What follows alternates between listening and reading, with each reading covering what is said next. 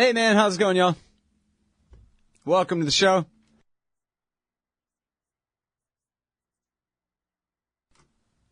Welcome to the show. It's my show, the Scott Horton Show.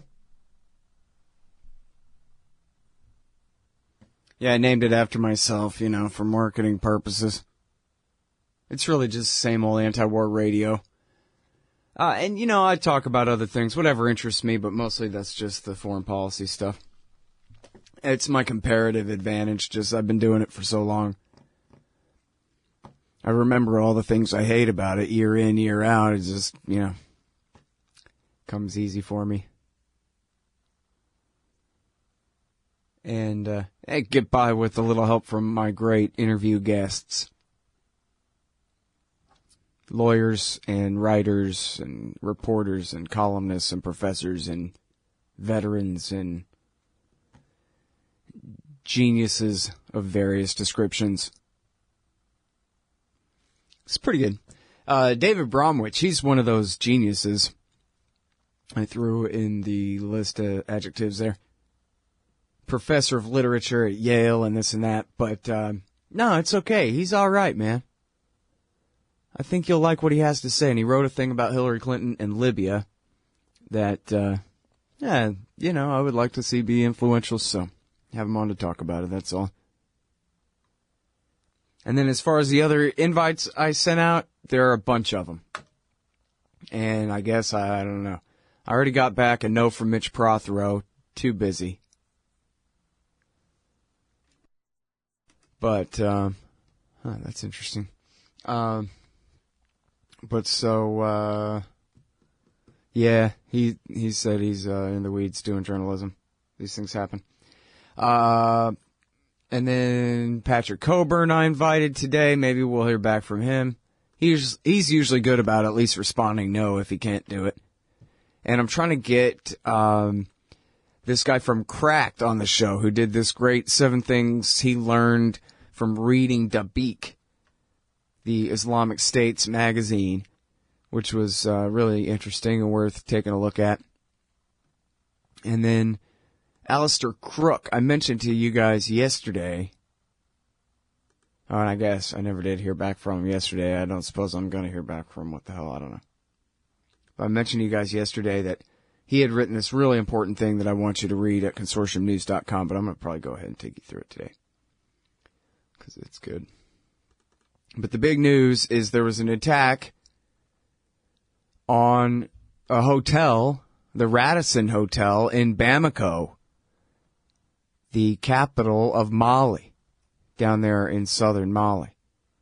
And I admit that I am not up to the minute in all the details, but pretty easy to imagine that it's the Libyan Islamic Fighting Group and their buddies, the Algerian and Libyan-supported Mujahideen fighters.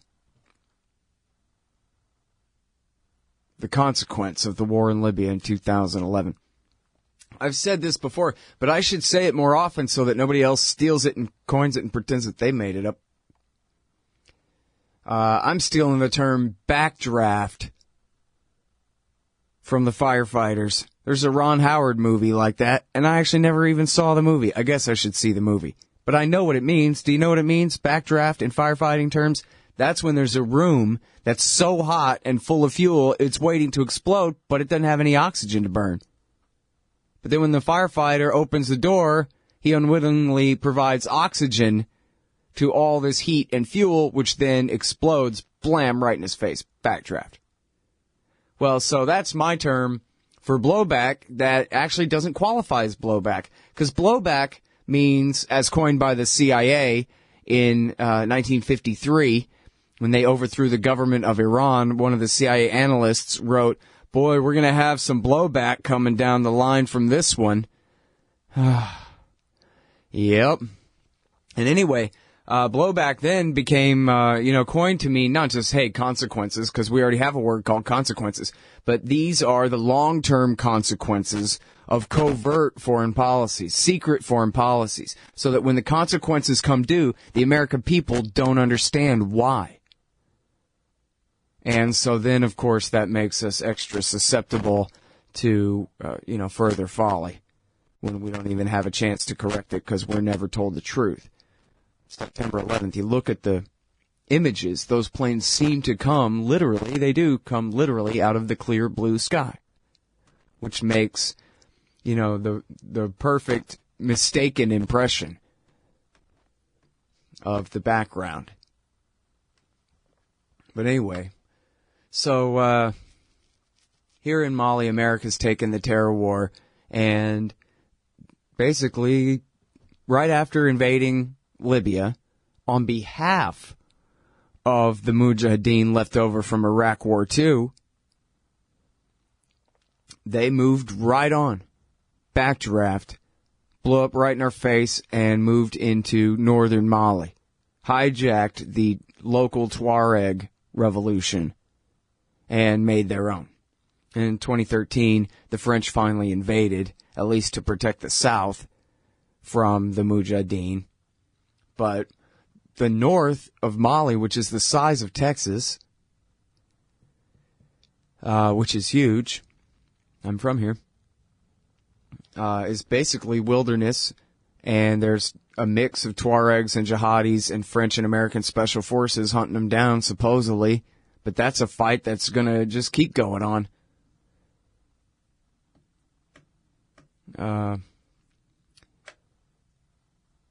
Isn't that interesting? We just had Jeremy Keenan, the expert on Mali, on the show, day before yesterday, to explain this situation.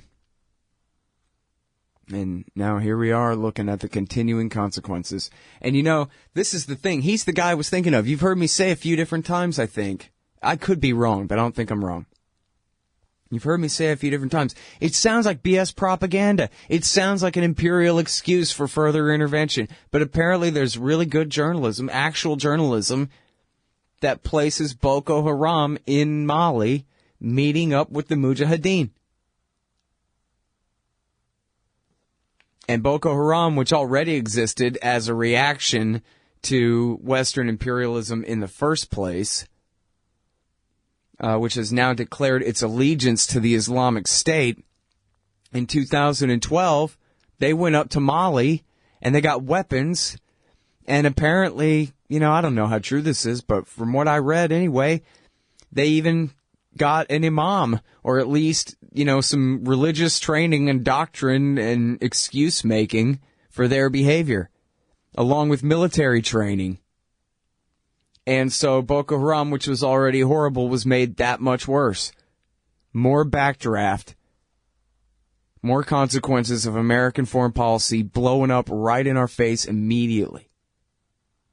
And then, as Jeremy Keenan said on the show the other day, as the French and the Americans, as it's in the headline today, MSNBC, that U.S. Special Forces, along with the French, are, raiding this hotel and freeing some of the captives, or trying to, whatever is the latest news there. But as they fight against these jihadists, they've chased them into neighboring Chad and Niger, which just... You know what, guys? I bet there's one more really badass intervention that the Pentagon could plan, where they solve all these problems in a way that doesn't make another set of problems that they have to solve. No, I don't really believe that. Do you believe that?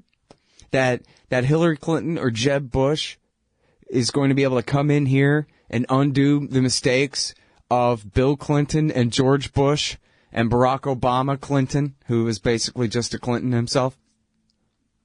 Because that's what you would have to believe to support more intervention, as this chain of blowback and backdraft just keeps rolling on and on and on, as further excuse for more, according to them. Hey, I'm Scott Horton here to tell you about this great new ebook by longtime Future Freedom author Scott McPherson, Freedom and Security, the Second Amendment and the Right to Keep and Bear Arms. This is the definitive principled case in favor of gun rights and against gun control.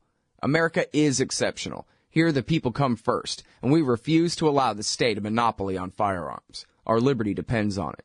Get Scott McPherson's Freedom and Security, the Second Amendment and the Right to Keep and Bear Arms on Kindle at Amazon.com today. Hey, y'all, Scott Horton here for Liberty.me, the great libertarian social network. They've got all the social media bells and whistles. Plus, you get your own publishing site, and there are classes, shows, books, and resources of all kinds. And I host 2 shows on Liberty.me. Eye on the Empire with Liberty.me's Chief Liberty Officer Jeffrey Tucker every other Tuesday, and The Future of Freedom with FFF founder and president Jacob Hornberger every Thursday night, both at 8 Eastern. When you sign up, add me as a friend on there. ScottHorton.Liberty.me. Be free. Liberty.me. All right, you guys, welcome back to the show. Is this thing all right? You know, I had a real audio problem with the Hornberger show last night. Don't count me bumping my finger into the microphone just now. Is it digital distortion? Do you think it sounds like it's my mic or my stuff here, or you guys think it's the LRN feed? It's just a little crackly and packety? Or what do you think? Somebody in the chat room explain to me what you think the audio sounds like. Sounds good now. Okay, I'm happy to hear that. Thanks, Kit. No problem, Michael. All right. Yeah, hey, it's my show. Listen, it is not okay. This Donald Trump, front runner of the Republican Party, and what he's already admitted that he is willing to do to American Muslims. He would, quote, absolutely implement a Muslim database.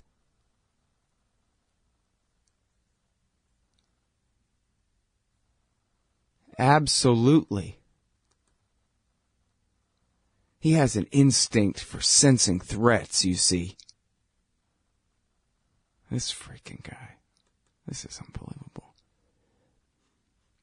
Republican presidential candidate Donald Trump has voiced support for creating a mandatory database to track Muslims in the United... You know what? Here's the thing. Conservatives. Remember how you never really liked George H.W. Bush that much in the first place?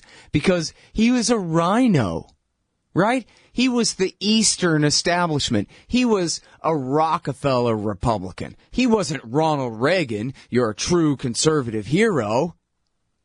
He was Richard Nixon. He was Gerald Ford, for Christ's sake. He might as well have been a pinko Democrat. No new taxes. Remember that? Remember how you never really liked him anyway, and that's why so many of you supported Ross Perot and refused to support him when it came to his reelection against Bill Clinton, even after he had murdered a bunch of Iraqis for you, which was highly entertaining. Remember? So it shouldn't hurt your feelings too bad if someone ever just tells you the truth. That, come on, it's not Islam. It's George H.W. Bush. He put bases in Saudi Arabia. Now, what if the Saudis put a military base in Texas? Hey, what if our governor said it was okay?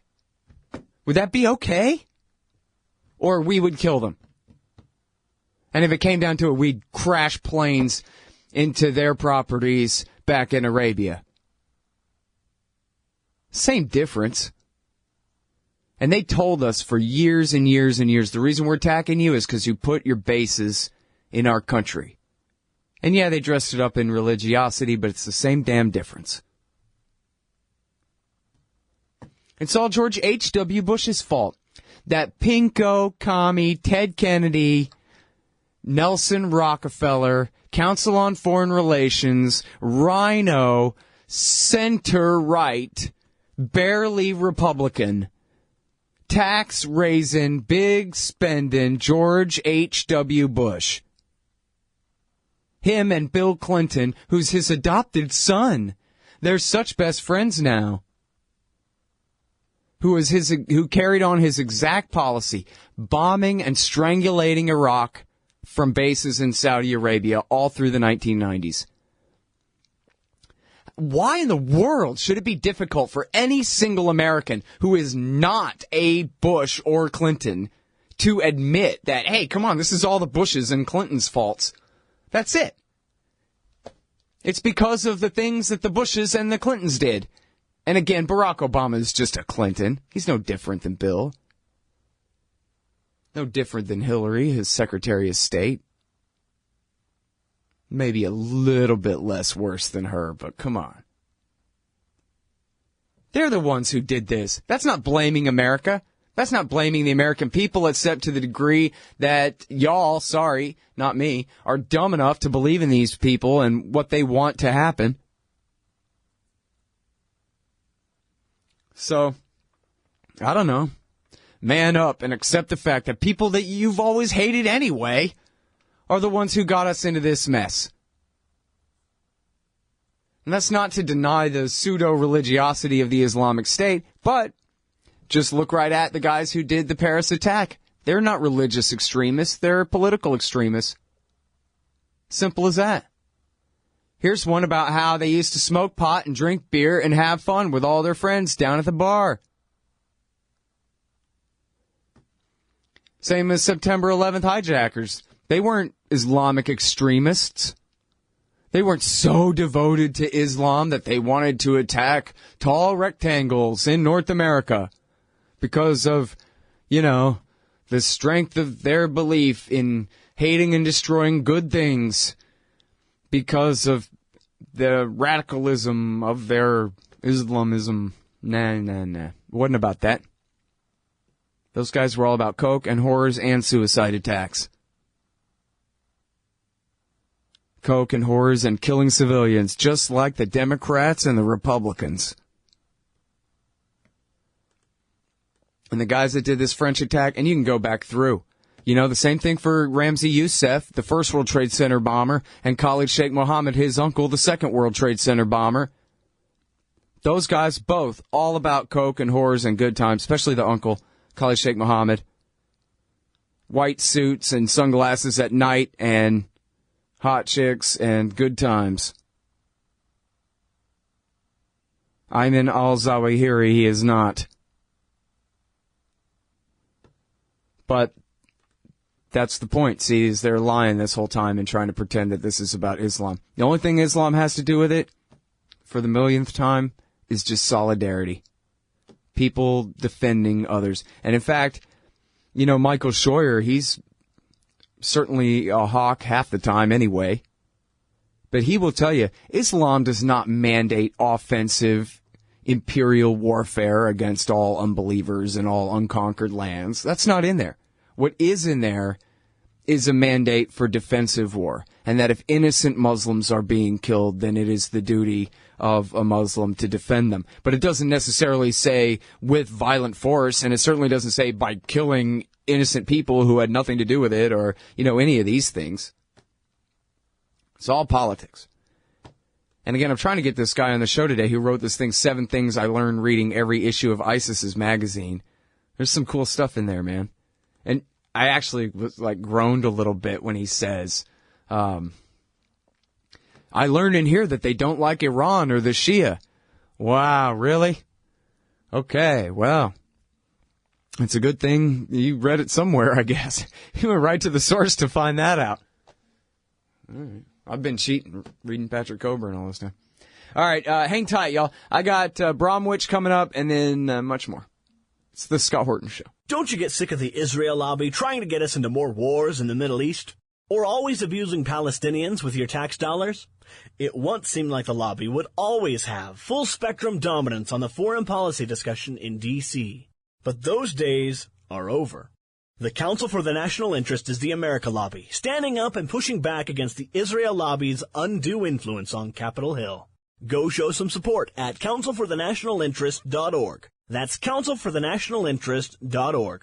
Hey, all, Scott Horton here. It's always safe to say that one should keep at least some of your savings in precious metals as a hedge against inflation. And if this economy ever does heat back up and the banks start expanding credit, rising prices could make metals a very profitable bet. Since 1977, Robertson Roberts Brokerage Inc. has been helping people buy and sell gold, silver, platinum, and palladium, and they do it well. They're fast, reliable, and trusted for more than 35 years. And they take Bitcoin. Call Robertson Roberts at 1-800-874-9760 or stop by rrbi.co. All right, y'all, welcome back to the show. I'm Scott Horton, and I've noticed as I'm getting older and older that at least the weekends come quicker. Right? Trying to look for a silver lining there. As my beard turns gray. All right. Hey, check it out, man. I got a chance to talk with David Bromwich again. Welcome to the show, David. How are you? Good. Good to be with you. Good. Very happy to talk with you again. So, yeah, you wrote a thing about Hillary Clinton's Libya is what it's called there, and that's what it's all about, the Democratic debate.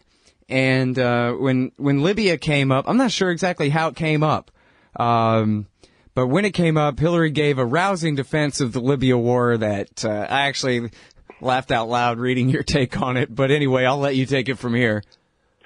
Well, she used all sorts of euphemism, saying that,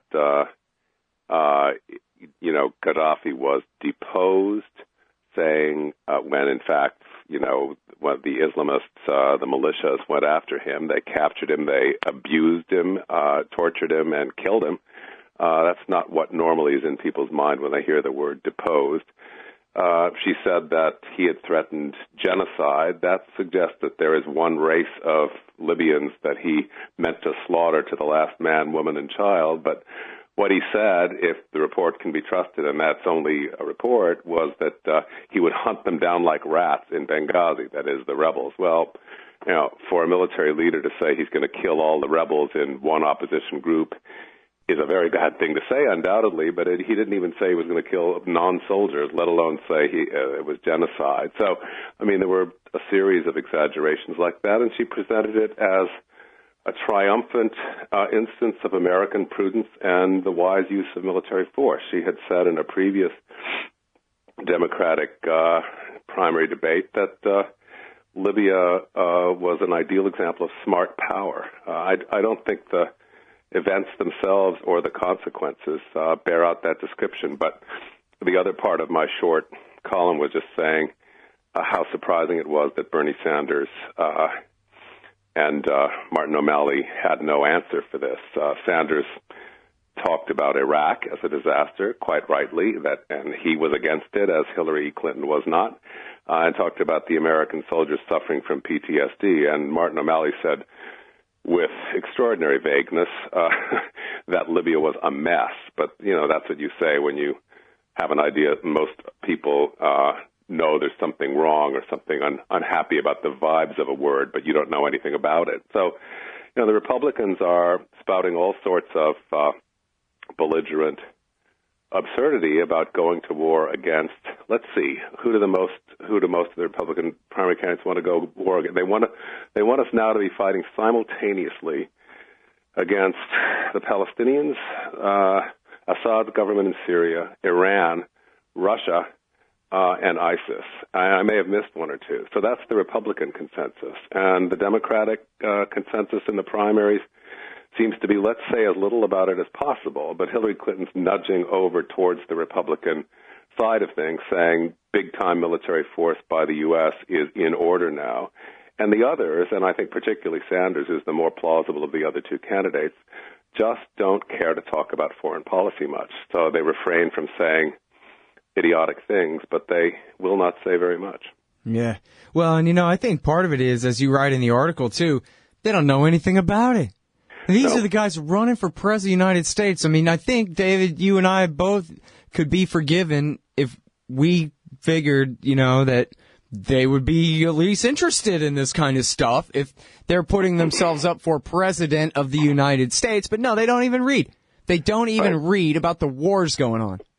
Well, it takes a little reading, not between the lines, but a little extra credit homework to get the facts straight about both Syria and Libya. I think the main suppliers of news, both cable news, the networks, and the major newspapers, have been very weak, not to say misleading, in their reporting, both on Syria and Libya. But it is possible to know a lot, and even this president has spoken some of the truth when he said that it was always a fantasy that the so-called moderate rebels, a group of farmers, pharmacists, etc., could make any dent in the fight against Assad, or for that matter now against ISIS. It's almost a completely fantasized entity. These moderate rebels in Syria, so that our whole policy in Syria has been both, I don't know what to say, chimerical and self-contradictory, because Obama still, in some formal sense, is pledged to overthrow Assad and to defeat ISIS. It may be that was one of the perception of that was one of the reasons behind the ousting of Chuck Hagel. I mean, if you read stories about that in the week or so before and the week after, one of the things they kept saying was Hagel was bewildered by our Syria policy, and he didn't know how to pursue it or how to defend it until he had a better idea of what the policy was. Well, it sounds like Chuck Hagel was on the right track, and that's why he couldn't be kept on anymore. But anyway, I mean, you can get the right information if you want to. Seymour Hersh wrote an excellent article in 2014, I think.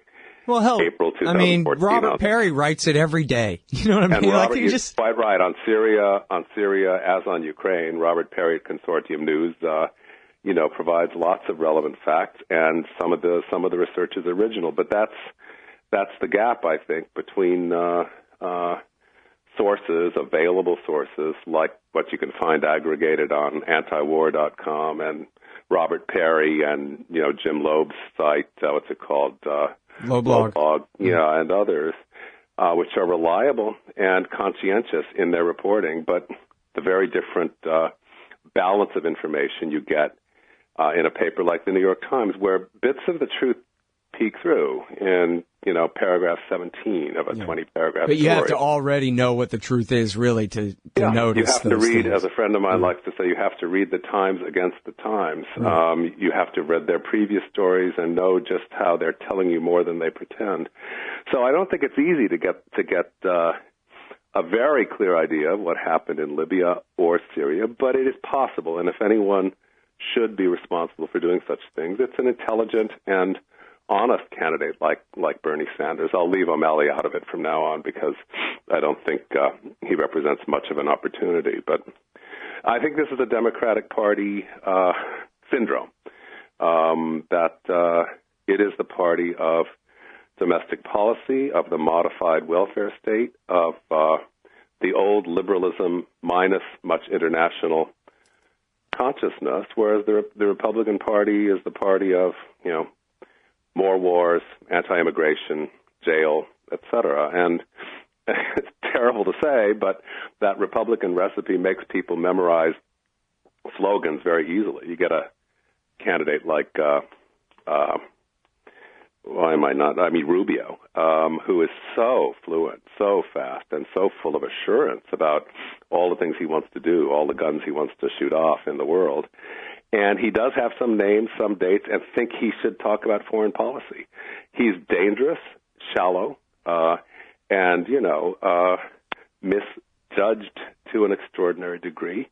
But, he is talking about foreign policy, and Americans are worried about that at a time after the Paris catastrophe and just looking around and seeing that American power isn't doing what we think it should. So I think a candidate who's going to be aspiring to the presidency ought to have an idea of foreign policy, and this didn't come out in the debate except in Hillary Clinton's very misleading terms. Yeah. Well, and, Sanders and Rand are the same on either side there, where all this is just the biggest blown opportunity for them, not necessarily to get ahead in winning, but certainly to tell the truth to the people. And that's all I have to do is tell the simple truth to show just how absurd the current policy is, and the one supported by the right-wing hawks as well, right. the Hillary-Obama policy. Just even for their own interests, they should be doing it, but they won't. I think that's right, and Rand Paul seemed on that track at the beginning of his campaign, but he got sidetracked. One second, David. We'll be right back, y'all, with David Bromwich. Hey, Scott Horton here for MPV Engineering. This isn't for all of you, but for high-end contractors specializing in industrial construction and end users who own and operate industrial equipment. MPV offers licensed professional consulting on chemical and mechanical engineering for your projects. Tanks, pressure vessels, piping, heat exchangers, HVAC equipment, chemical reactors for oil companies or manufacturing facilities, as well as project management support and troubleshooting for those implementing designs. MPV will get your industrial project up and running. Head over to mpvengineering.com. Hey, all Scott here. If you're like me, you need coffee. Lots of it. And you probably prefer it tastes good, too. Well, let me tell you about Darren's Coffee Company at darrenscoffee.com. Darren Marion is a natural entrepreneur who decided to leave his corporate job and strike out on his own, making great coffee. And Darren's Coffee is now delivering right to your door. Darren gets his beans direct from farmers around the world. All specialty, premium grade with no filler. Hey, the man just wants everyone to have a chance to taste this great coffee. darrenscoffee.com. Use promo code Scott and you get free shipping. darrenscoffee.com. All right, y'all, welcome back. I'm Scott Horton. I'm talking with David Bromwich. He writes for the Huffington Post. He teaches literature at Yale. He's the editor of Edmund Burke's Selected Writings on Empire, Liberty, and Reform. All right, so we're talking about the Democrats and in the debate how Hillary Clinton made up a bunch of nonsense, basically, about the 2011 war in Libya and its aftermath, and the other two up there, O'Malley and, obviously, importantly, Sanders, let her get away with it, mostly probably because they never bothered to learn very much about it, to know enough about it, to even take advantage of the situation. Just think how well Bernie Sanders could have mocked Hillary Clinton. Oh, it was all justified and would have gone swimmingly if only, huh? Well, let me tell you about Libya, all right? But he didn't come anywhere near doing something like that. And you got to question why. It would be advantage Sanders because that Libya war is an absolute catastrophe. And as you pointed out, was based on falsehoods, no different than the weapons of mass destruction from Iraq War II. No different. I agree. And I think that, Libya was Barack Obama's little Iraq. The catastrophic effects were smaller, but they were potent, and we haven't seen all of them yet. I wanted to add to where we left off before the break something about Rand Paul and Bernie Sanders and the missed chances that they both seem to embody.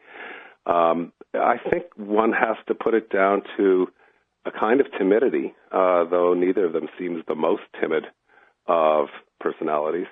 That Rand Paul, for example, went with his party in turning against the Iran deal that the president made, the most clearest ray of light there's been in the Obama years. And Rand Paul, I think, just didn't want to go that strong against the current. And Bernie Sanders had a previous missed chance in the last debate where, concerning the personal emails of Hillary Clinton, he said, everybody's tired of that, which is to say we won't talk about that. But one of the things that have come out of those emails is that Hillary Clinton was using sources disputed by and looked on very skeptically by Admiral Mullen in the Pentagon, and that Army intelligence thought that her sources on Libya were poor and that the stories of imminent slaughter in Benghazi were extremely unlikely. So, she, going on the advice of people like Anne-Marie Slaughter and Sidney Blumenthal, and to some extent Susan Rice and Samantha Power, other so-called humanitarian interventionists, Hillary went all out to convince the president, against the advice of the Secretary of Defense and against Obama's initial apparent inclination, that intervention in Libya was a good idea. I suppose one of the motives behind it was a supposition that America should be seen to be doing something constructive in the Arab Spring. There were high hopes for that then. The Muslim Brotherhood was getting stronger, and they might be elected, as indeed they were in the November-December 2011 elections. So, if the United States had some sort of counterweight, some sort of presence in North Africa, that's making a good statement about our concern for the Arab Spring. Mm-hmm. And the same misguided logic, I suppose, was behind trying to vet, and insert into the Syrian civil war a force that could represent our values. But both of these were just deeply deluded ventures, not based on any ascertained fact. And Hillary Clinton was the ringleader of that tendency within the Obama administration, just as much as the Project for New American Century lobbyists and propagandists were the leaders of it in the Bush and Cheney administration. So she bears considerable blame for what's happening now in Syria with the refugee population all over North Africa and the Middle East. And, it needs to be laid at her door as well as that of her predecessors, Bush, Cheney, and the others. Yep. Yeah, and it's really too bad Sanders and Rand both, because I think neither of us could overstate the opportunity that they have here. And, of course, from my angle as a Ron worshiper, I hold a grudge especially against Rand, because his mission here that he apparently never understood was not to become more popular by selling out and pandering and becoming mediocre and running as Jeb Bush because everybody loves Jeb Bush. His mandate was to continue to sell his father's libertarianism to more and more people from his bigger and better bully pulpit in the U.S. Senate. Right. And yes, possibly a presidential campaign where he could be changing the world and saying, and again, look how easy it is, audience, to hear when you hear David Bromwich say, hey, here are some facts about Libya. It's the world's greatest facepalm, especially after Iraq War II. Do the same damn thing again in Libya the way they've done. And Rand and Sanders both could be absolutely humiliating Hillary Clinton over this right now, and instead they let it skate. Well, I agree with your the contrast that you just drew between Ron Paul and Rand Paul, but I'm afraid the difference is ambition, and ambition is a very corrupting thing. Ron Paul had a particular principle, and there was a kind of truth he wanted to tell, and it was the truth about the horrible misguidedness of our wars and of turning a republic into an empire. And he has kept telling that truth. Rand Paul seemed, on the way to be a candidate who would be doing that when he made his criticisms of the, warrantless mass surveillance of the NSA, and when he did his filibuster on drone strikes. There were early and interesting demonstrations like this, but ever since he's become a presidential candidate whole hog, that has faded, and he's become less and less distinguishable from the others except for certain eccentricities. In the case of Sanders, you're dealing with a more considerable and tested and honorable political figure. I mean, you can't, we've just been driving in Vermont for a couple of trips recently. You can't talk to anybody in Vermont, whether they knew him in Burlington or as a member of Congress or a Senate, who's ever had any contact with Sanders, who doesn't respect him hugely. He is that rare thing, a civic-minded, conscientious politician. But he is a left-wing social democrat in his political orientation, and he doesn't concern himself with foreign policy. So I give him more credit than Rand Paul for honesty, but the net result is very similar, that we don't get criticism of the mendacity at the very top and the bloody wars it's getting us into. Hello? Oh, I'm sorry. I'm sitting here talking with the mic off. I do that sometimes. Okay. Yeah. Don't hang up. No, I'm not so sure I buy that. I mean, you may know a lot more about the guy than me, but he just seems like a Barack Obama or Rand Paul to me, Bernie Sanders. He's horrible, at least some of the time, on Israel-Palestine. He voted to fund the Iraq War over and over again, even though he voted against it, which, a lot of Democrats voted against it. That doesn't make him that special to vote against Iraq War II. I'm sorry to say that seems to be the case with every politician of national rank who has ever been involved in arguing about a war. I mean, Abraham Lincoln made a great speech against the Mexican War, but he did not fail to vote appropriations for it. So there's. Well, and on the audit the Fed thing, Ron had the bill in the House, and Bernie had the bill in the Senate to audit the Fed, and then at the last minute, Bernie changed his and took all the really audit who's getting the secret bailout money part out of the damn thing and gave them the watered down bill that they didn't really object to. And he just seems like, and I've seen him the way he works very hard to port barrel the F-35 and. There's temporizing in that, but I think of a small time sort. Anyway, maybe you're holding up a higher standard, so I stand back and applaud. Well, and the F-35 thing, that's the one that really does it. Where here's a guy who should be on full jihad against the F-35 as the symbol for all things suicidal about American empire.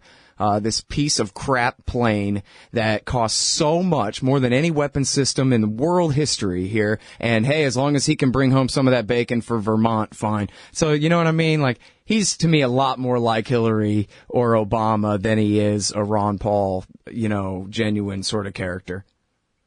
I take the point. All right, well, too bad. We have more to argue about here. On that. This is the problem about the ideology of social democracy. We could go into the problem about all-out libertarianism, too. One root problem of which, for me, is that it doesn't deal with the reality of mass society. It's very good in a small town.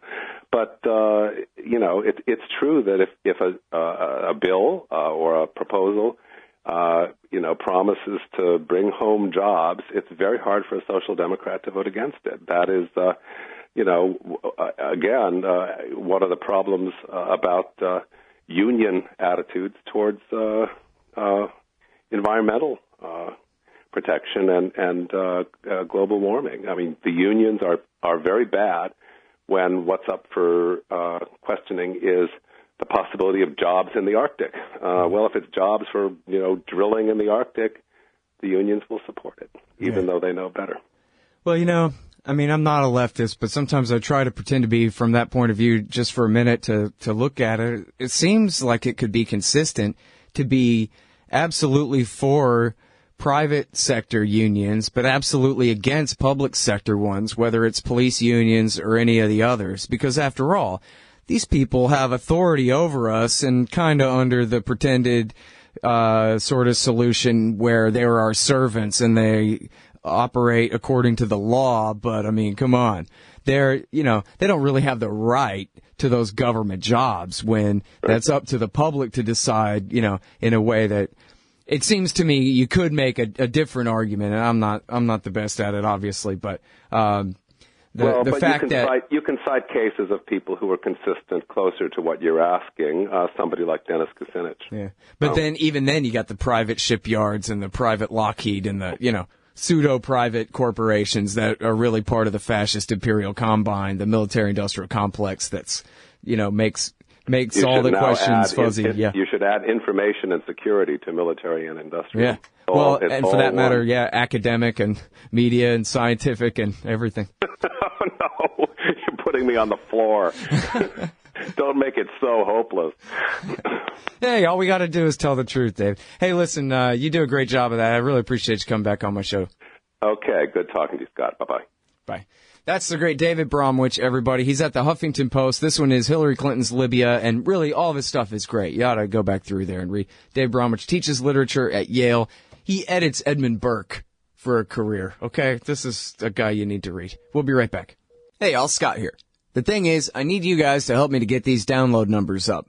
So do me a favor and sign up for the podcast feeds of this show. You can choose the whole show or just the interviews at iTunes and Stitcher. All the buttons you need are at the top of the right margin at scotthorton.org. The more subscribers I have, the more iTunes and Stitcher will help promote the show to new listeners. If you're a hardcore fan, brand new or from way back, please leave them customer ratings and reviews, too. Trying to get these wars ended.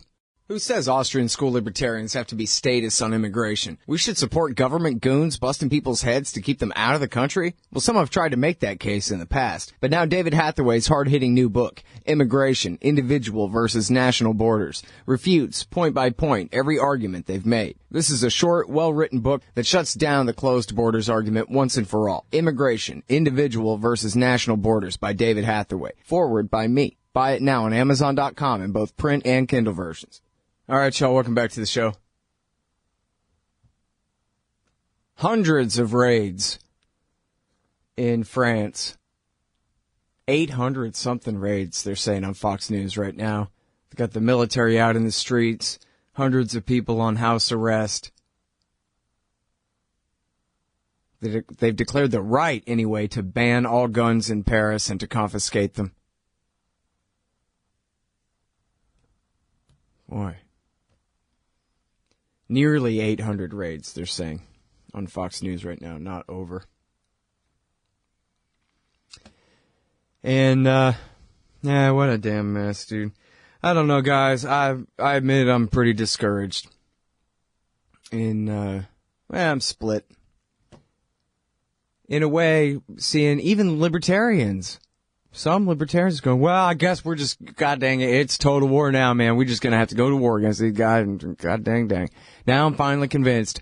After being proven right all this time, I've now changed my mind, they all say. Huh? You want the people who got us into this mess to solve it? Come on, man. If you're a libertarian, then you know better than that. And if you don't know better than that, then read Harry Brown's Why Government Doesn't Work.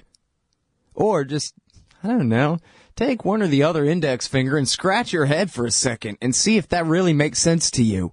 They're going to hire the Clintons and the Bushes to solve the problem that the Clintons and the Bushes got us into.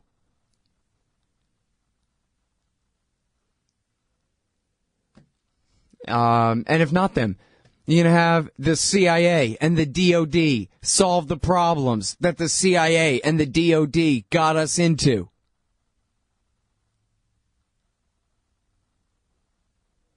Let's all stop pretending. Don't pretend things. For God's sake, man. Pretending is for children. We're talking about wars and things like that. Gotta be honest. And I'm from here too. Just because you're from here doesn't mean your government isn't evil. Hell, you know your government is evil. If you're a liberal, then you know the government is evil. And if you're a conservative, then you know the government is evil. If you're an American, then you know the government is evil. But you think it becomes less evil when it's dropping high explosives on complete strangers far away? In that case, hey, politics stops at the water's edge. You shut up, man. Those robots are over there fighting for our freedom right now. If it wasn't for them robots, you'd be speaking German and Italian and Korean and Vietnamese and terrorist language. Them robots are protecting us. And just look at the situation in Syria, where it's not a secret. It's in every paper. There's no way to disguise it. It's all right there. America's been on the side of the jihadists, including the Islamic State and the al-Nusra Front, Ahrar al-Sham, and the other Sunni jihadist groups in Syria for the last 4.5 years against the secular fascist dictatorship of Bashar al-Assad.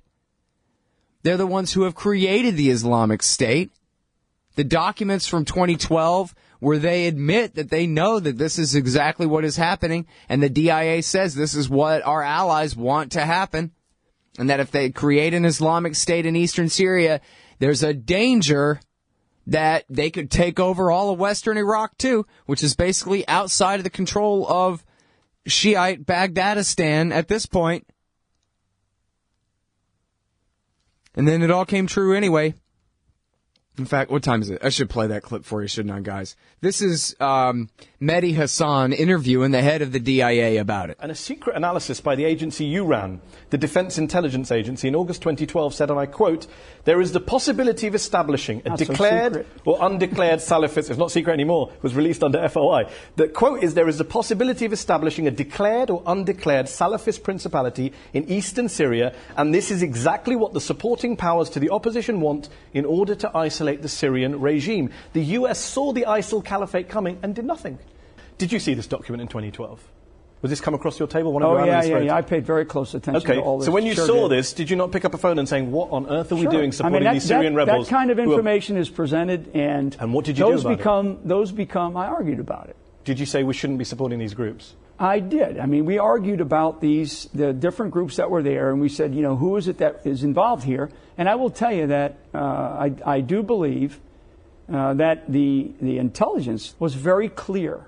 And now it's a matter of whether or not policy is going to be as clear and as defining and as precise as it needs to be, and I don't believe it was. But in 2012, which was 3 years ago, let's just be clear, just for the sake of our viewers. In 2012, your agency was saying, quote, the Salafists, the Muslim Brotherhood, and Al-Qaeda in Iraq are the major forces driving the insurgency in Syria. In 2012, the US was helping coordinate arms transfers to those same groups. Why did you not stop that if you're worried about the rise of quote-unquote Islamic extremism? I hate to say it's not my job, but my job was to ensure that the accuracy of our intelligence that was being presented was as good as it could be. And I will tell you, it goes before 2012. I mean, when we were in Iraq, and we still had decisions to be made before there was a decision to pull out of Iraq in 2011. I mean, it was very clear what we were going to face. Well, I admire your frankness very on this clear subject. What we were going to face. Let me just take one before we move on, just to clarify once more. You are basically saying that even in government at the time, you knew those groups were around, you saw this analysis, and you were arguing against it. But who wasn't listening? I think the administration. The administration turned a blind eye to your analysis. I don't know if they turned a blind eye. I think it was a decision. I think it was a willful decision. A willful decision to go support an insurgency that had Salafists, Al-Qaeda, and Muslim Brotherhood. A willful decision to do what they're doing, which you'd have to really ask the president, what is it that he actually is doing with the policy that is in place, because it is very, very confusing. I'm sitting here today, Mehdi, and I can't tell you exactly what that is, and I've been at this for a long time. Yeah, man. And listen, I think David Bromwich is right what he just said. This is how Chuck Hagel, who Obama fought so hard for to have as his Secretary of Defense, this is why he left. He basically, apparently, told Obama that, listen, you have to tell me what the Syria policy is so that I can do it. Because this whole thing right now, where we're just not saying, but we're fighting on both sides all the time and all this, I'm the one on the hook for it. So come on, Mr. President. Are we overthrowing Assad? Are we on the side of the terrorists, guys? We want to back these terrorists, but not those terrorists? Are you going to tell us which ones? I'm out of here, said Chuck Hagel. The confusion over Syria policy, they call it. He just didn't want to be the one going down in history as the guy who fought for Al-Qaeda in Syria. You would think that Obama would have just said, all right, look here, Chuck. You come out and you say, listen, it sucks. We're not going to support Assad, but we are stopping any support for the rebels because too many of them are terrorists and we don't want to empower them. And then I'm going to say, hey, he's a Republican. And even he is saying that we just can't keep this up. We got to stop. And then you and me, man, we'll stop. And then it'll be horrible, but less worse than this. And then they could have done that. The same way Obama could have said, hey, Gates, you come out and you tell them that you advise me not to do the Libya war. And then I'm going to come out and I'm going to say, see, man, even Robert Gates, Republican, Secretary of Defense, told me not to do it, man. And so I thought, well, we better not then. Protect his right flank. He's got, why in the world would you have a Republican Secretary of Defense unless you just wanted to have them because they're better at killing people? Unless you want to use them to protect your right flank when you decline to do horrible things. Stupid, lousy-ass President Obama who sucks, who I hate. Anyway, we'll be right back. I got some very substantive stuff for you. You're going to like it. Hey, y'all, guess what? You can now order transcripts of any interview I've done for the incredibly reasonable price of $2.50 each. Listen, finding a good transcriptionist is near impossible, but I've got one now. Just go to scotthorton.org/transcripts, enter the name and date of the interview you want written up, click the PayPal button, and I'll have it in your email in 72 hours max. You don't need a PayPal account to do this. Man, I'm really going to have to learn how to talk more good. That's scotthorton.org/transcripts. Hey, y'all, Scott Horton here for WallStreetWindow.com. Mike Swanson knows his stuff. He made a killing running his own hedge fund and always gets out of the stock market before the government-generated bubbles pop, which is, by the way, what he's doing right now, selling all his stocks and betting on gold and commodities. Sign up at WallStreetWindow.com and get real-time updates from Mike on all his market moves. It's hard to know how to protect your savings and earn a good return in an economy like this. Mike Swanson can help. Follow along on paper and see for yourself. WallStreetWindow.com. All right, y'all, welcome back to the show. It's my show, The Scott Horton Show. I mentioned this to you yesterday, but I'm going to say what it says out loud because I think it's so good. It's Alistair Crook, a former MI6 agent. That's the UK's CIA. And a diplomat of some sort, I don't know. Anyway, apparently this guy's a badass, because check out what he wrote. Lost on the dark side in Syria. Let me paraphrase Ad Rock and clear my throat. All right. When in early August, the Pentagon's former highest-ranking intelligence official, Lieutenant General Michael Flynn, said it had been a, quote, willful decision by the West to back the establishment of a, quote, declared or undeclared Salafist principality in eastern Syria, end quote, in order to bring pressure on the Syrian government, and then went on to confirm that the recently declassified 2012 U.S. DIA report on the rise of ISIS in Syria had explicitly warned of the possibility of, quote, an Islamic State being declared, quote, through a union with other terrorist organizations in Iraq and Syria. There was almost silence in the mainstream media. No one wanted to touch the live wire of possible U.S. collusion with caliphate forces, but it was clear enough what the American general was saying. The jihadification of the Syrian conflict had been a willful policy decision, and that since Al-Qaeda and the ISIS embryo were the only movements capable of establishing such a caliphate across Syria and Iraq, then it plainly followed that the U.S. administration and its allies tacitly accepted this outcome in the interest of weakening or of overthrowing the Syrian state. Many in the West found General Flynn's comments hard to believe, in spite of his direct knowledge of events. How could this be? It must have seemed so counterintuitive to most viewers or readers, and it is something which touches on a still suppurating wound to the Western psyche, 9/11. But now, with Russia and Iran's military intervention, the Syrian mess in which the West finds itself is only too evident. Russia is providing air cover to the Syrian army, intent on severing the insurgent supply lines from Turkey on the one hand, and to cutting the Mosul to Aleppo supply route on the other, as a precursor to the strategic defeat of the Islamic State.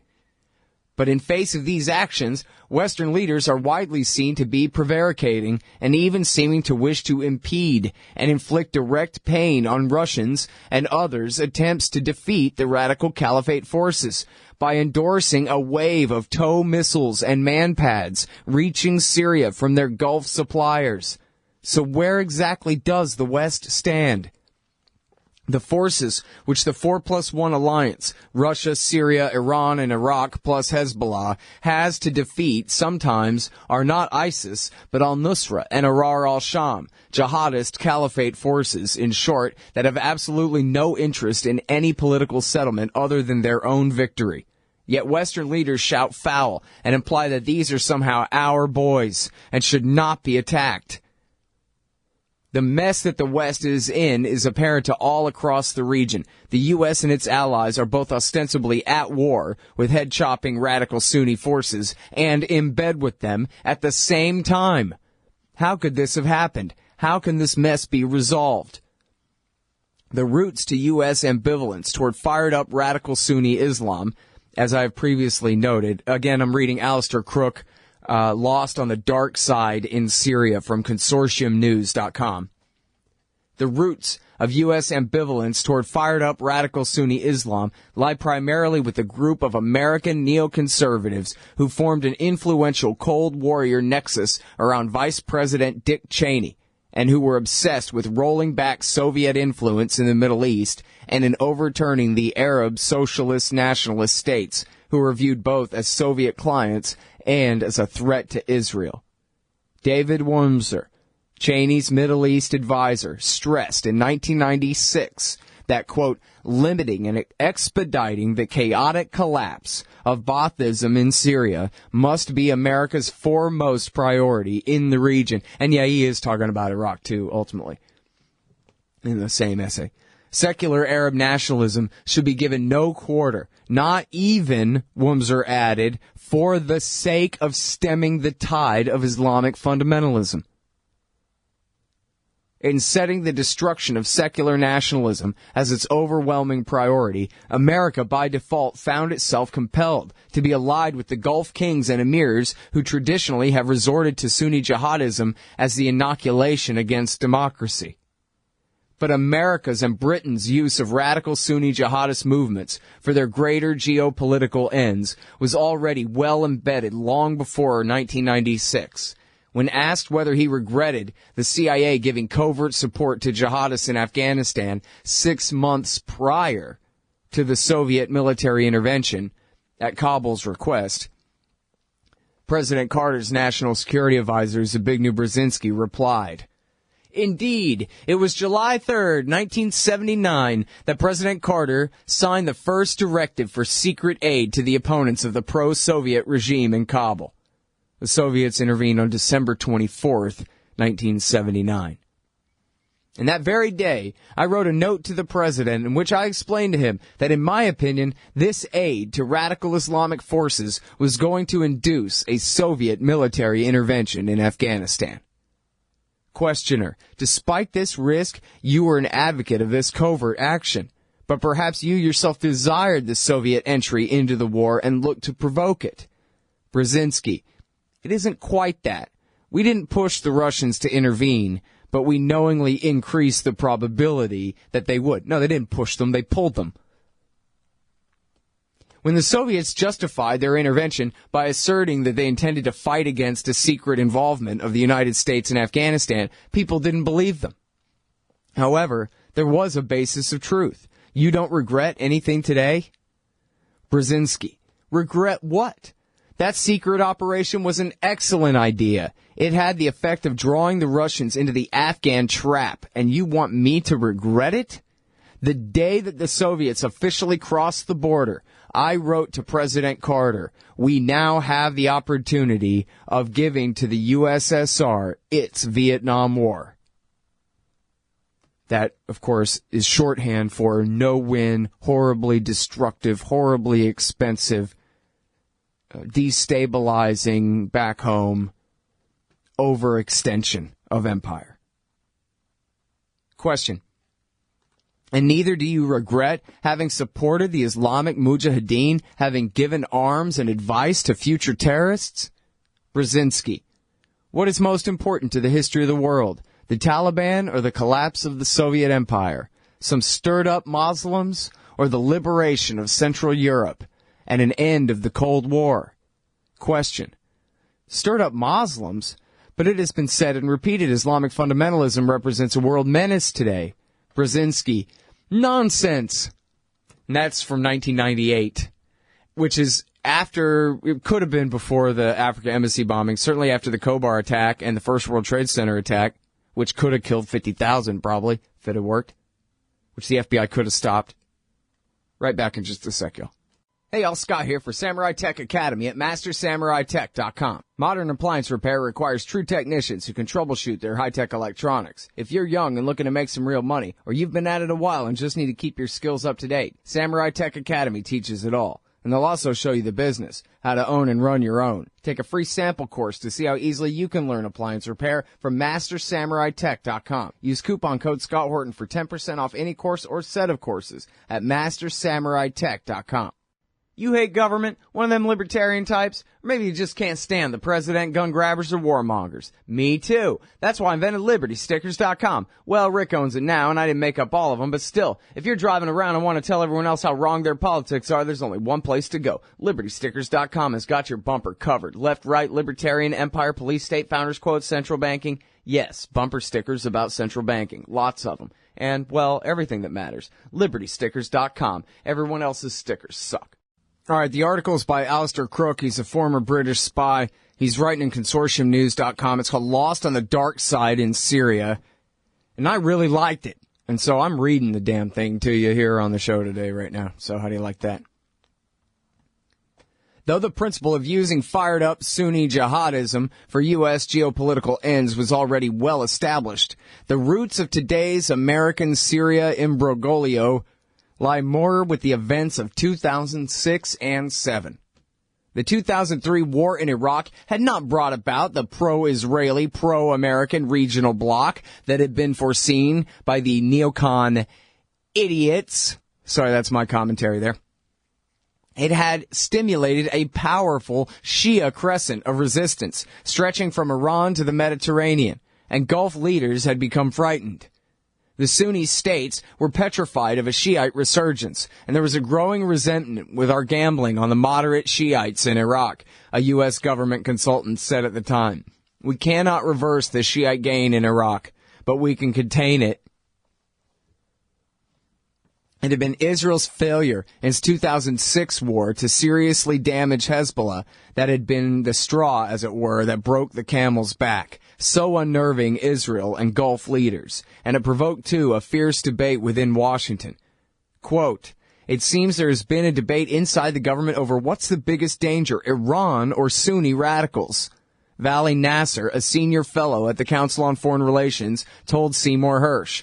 The Saudis and some of the administration have been arguing that the biggest threat is Iran, and the Sunni radicals are the lesser enemies. This is a victory for the Saudi line. It's also high treason, if you ask the survivors of the 9/11 attack. It's also, there's only one explanation for the reason why.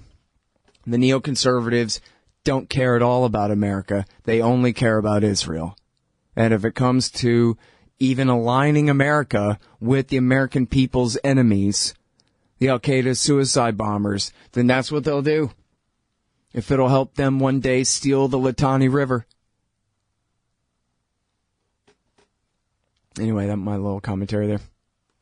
It was also, in a sense, a victory for the closely Saudi-aligned Sunni leadership of Lebanon, which over the preceding years had deepened its connections with Sunni extremist groups that espoused a militant vision of Islam, such as Fatah al-Islam, and were hostile to America and sympathetic to al-Qaeda.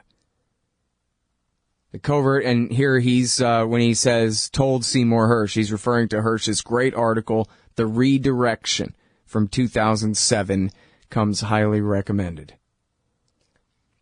These covert allies of the March 14th, a Lebanese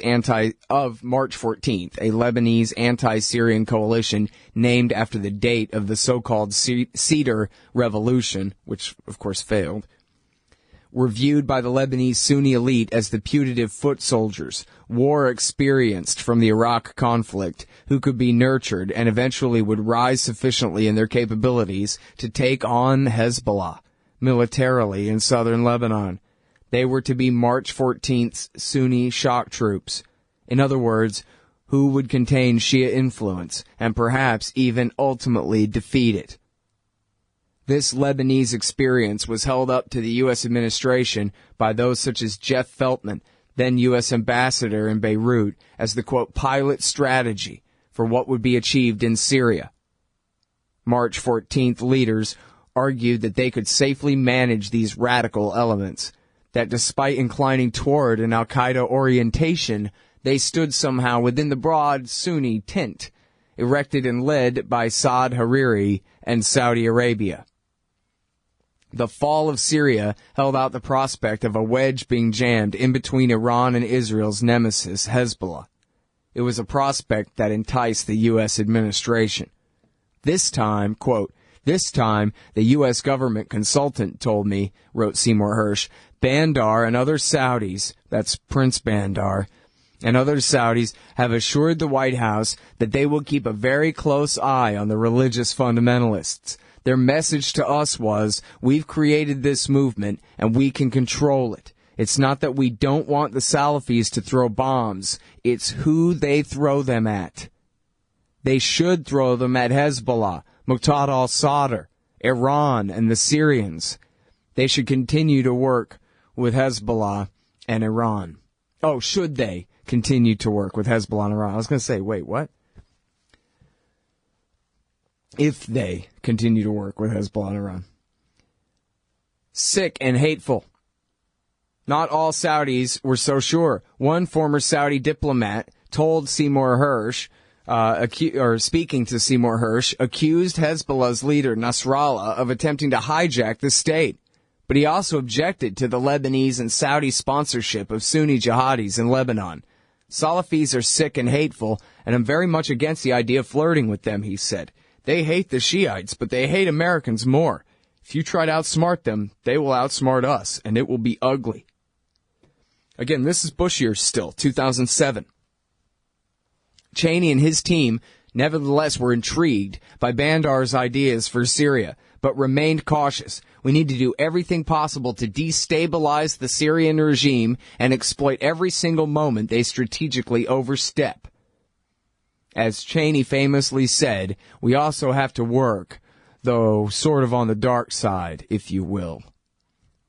In an interview with The Telegraph in 2007, David Wurmser, former advisor to Cheney and John Bolton, confirmed that this would include the willingness to escalate as far as we need to go to topple the Syrian regime if necessary. He said that, quote, an end to Ba'athist rule in Damascus could trigger a domino effect that would then bring down the Tehran regime. These guys, man. Bandar had boasted of his ability to manage the jihadists. Leave that aspect to me. Cheney's then National Security Advisor, John Hanna, later noted the consensus at the time. Bandar working without reference to U.S. interests is clearly cause for concern, but Bandar working as a partner against a common Iranian enemy is a major strategic asset. John Hanna, he's one of Cheney's neocons that lied us into war back in 2003, unwittingly for Iran. They thought for Israel. This point, the entry of Saudi Arabia into a major initiative against Syria also marked the start of a strategic alliance between Israel and Saudi Arabia, united in their common hostility to Iran. In fact, the former Saudi diplomat had been right. Neither Hariri nor Prince Bandar was able to control the inflamed caliphate forces with which they were working. What moderates there were simply kept migrating politically toward the Al-Qaeda and ISIS caliphate camp. And CIA-supplied weapons migrated too. The Syrian conflict was becoming, in character, increasingly jihadist, just as General Flynn was warning as early as 2012, just as we were warning on this show as early as 2011. President Barack Obama is clear that from the outset, he never believed in the notion, well, and for that matter, I interviewed Seymour Hersh back in 2007, and I've been covering the support for Jandala and Iran and whatever this whole damn time ever since then, too. God, that was 8 years ago now. Can you believe that? Anyway, the Syrian conflict was becoming in character increasingly jihadist, just as Flynn was warning as early as 2012. President Obama is clear that from the outset, he never believed in the notion of moderates. In 2012, he told Jeffrey Goldberg, quote, when you have a professional army that is well armed and sponsored by two large states who have a huge stake in this, and they're fighting against a farmer, a carpenter, an engineer who started out as protesters and suddenly now see themselves in the midst of a civil war, the notion that we could have, in a clean way that didn't commit U.S. military forces, change the equation on the ground there was never true. But he pursued the policy anyway the entire time anyway. He just admits that he knew better. That's all.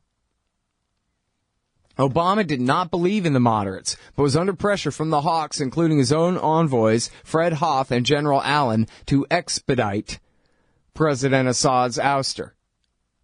But the president was adamant that, quote, we're not going to just dive in and get involved. Oh, here he's quoting Obama's denial to Ben Swann. We're not going to get involved with arming our enemies, while he was doing that exact very thing.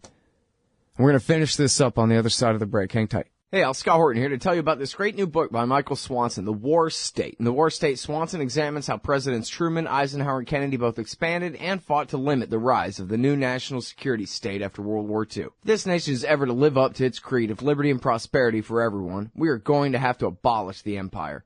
Know your enemy. Get The War State by Michael Swanson. It's available at your local bookstore or at Amazon.com in Kindle or in paperback. Just click the book in the right margin at scotthorton.org or thewarstate.com. Hey, I'll check out the audiobook of Lew Rockwell's Fascism versus Capitalism, narrated by me, Scott Horton, at audible.com. It's a great collection of his essays and speeches on the important tradition of liberty. From medieval history to the Ron Paul Revolution, Rockwell blasts our statist enemies, profiles our greatest libertarian heroes, and prescribes the path forward in the battle against Leviathan. Fascism versus Capitalism by Lew Rockwell for audiobook. Find it at Audible, Amazon, iTunes, or just click in the right margin of my website at scotthorton.org. All right, y'all, welcome back to the thing, man. I'm Scott, and it's my show. I hate the government. I want you to hate them, too, and so I talk about their foreign policy, mostly. The very worst stuff they do. The mass murder, the high treason. And I mean against we, the people, not necessarily the state, whatever, but they have sworn an oath to it, so... to us. Anyway, so I'm talking about this article. I'm reading from it. Lost on the Dark Side in Syria. And it's about... and it's by Alistair Crook, who's a former MI6 spy turned diplomat turned critic, writing here at consortiumnews.com. It's in the viewpoint section today at antiwar.com. And he's going back to, oops, we empowered Iran by invading Iraq. Chalabi was working for them all along, and the neocons, the Israel's fifth column in America, were the Iranians' marks. These stupid idiots who fell for the Iranians' lies that a war against Saddam Hussein was going to be good for Israel.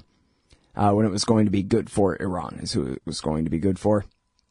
And anyway, so then they said, I guess we shouldn't listen to them. Let's redirect, or let's listen to them as they say, oops, geez, I don't know whose fault that is, but not ours. Anyway, you know what we should do now? Align with Al-Qaeda. And this is the redirection. Biddle's pivot. As Justin Raimondo called it back then. The redirection was Hirsch's article. America started backing bin Ladenites, Fatah al-Islam in Lebanon, the Muslim Brotherhood types in Syria, the awakening councils in Sunnistan in Iraq, as well as Jandala bin Ladenites in eastern Iran, and PJAK, who are Kurdish, not bin Ladenite, but Kurdish leftist independent forces, PKK-aligned types, but in Iranian Kurdistan. And so anyway, he's talking about that and bringing us up to date about how the fact is that this project run by Prince Bandar out of Saudi Arabia the whole time, of course, it's the radicals who do the fighting, who get the money, who get the guns, who do the killing because they don't mind dying. And the moderates sit on their fat asses in hotels and make money and fence the weapons to the jihadists. And that's how it's been now. This is the policy Obama quite happily inherited from George W. Bush and has continued all along. I like how in the article he doesn't even acknowledge the change in administration in 2009 because what difference does it make on this? Nothing. All right. So Obama says, hey, look, man, there are no moderates. There's only extremists, so we can't back them. Then he backs them anyway. And he told Goldberg in that same interview, yeah, you're right, Jeffrey Goldberg. Getting rid of Assad would be a great way to weaken Iranian influence. And I'd tell you more about what we're doing to bring that about, but you're not cleared to know that information. So saying right there, we have covert action in effect right there. Of course, Phil Giraldi wrote at antiwar.com in December of 2011 that Obama had signed a new finding authorizing the CIA to ratchet up covert action in Iran and Syria both. But anyway, so continuing here with Alistair Crook. Obama did not believe in the moderates, but was under pressure from the hawks, including his own envoys, Fred Hoff and General Allen, to expedite President Assad's ouster. But the president was adamant that we're not just going to dive in and get involved with a civil war that in fact involves some elements of people who are genuinely trying to get a better life, but also involves some folks who would in the long term do the U.S. harm. That's his denial. That's his outright lie, quoted approvingly here for some reason, that Obama told Ben Swann in the spring of 2012. The answer, as so often, was to move to more covert means in order to mollify the hawks by increasing the clandestine operations in support of the opposition, including the jihadists. Obama. And it is our estimation that Assad's days are numbered. It's not a matter of if, but when. Now, can we accelerate that? We're working with the world community to try to do that. Is there anything you can do to move it faster? Asked Corporal Goldberg. Obama, well, nothing I can tell you because your classified clearance isn't good enough. Ha, ha, ha. Laughter in parentheses. But plainly, the administration could see how others, not in a clean way, were changing the equation on the ground. Vice President Biden was rather more candid. And then here, I'll go ahead and I'll play the clip of Biden because I have it here and I think it's a little shorter than the version he block quotes. Our allies in the region were our largest problem in Syria.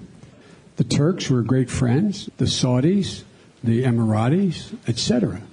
They were so determined to take down Assad, they poured hundreds of millions of dollars and thousands of tons of weapons into anyone who would fight against Assad, except that the people who were being supplied were al-Nusra and Al-Qaeda.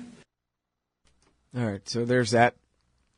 And then, paradoxically, John Hanna, perhaps with the benefit of experience, had this to say about Obama's Syria policy. Again, John Hanna, formerly one of Cheney's pet neocons in the separate government he created in the first Bush Jr. administration.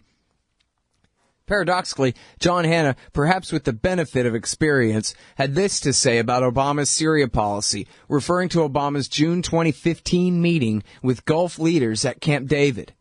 Hanna noted that having, quote, stressed his understanding of the threat Iran poses to the region, quote, Obama let loose with this little gem.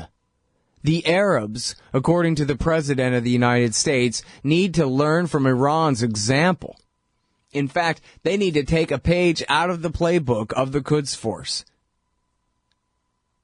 by which he meant developing their own local proxies capable of going toe-to-toe with Iran's agents and defeating them.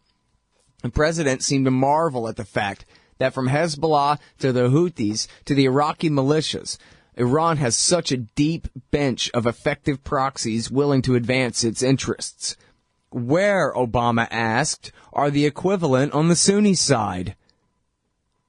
Why, he wanted to know in particular, have the Saudis and their partners not been able to cultivate enough Yemenis to carry the burden of the fight against the Houthis? The Arabs, Obama suggested, badly need to develop a toolbox.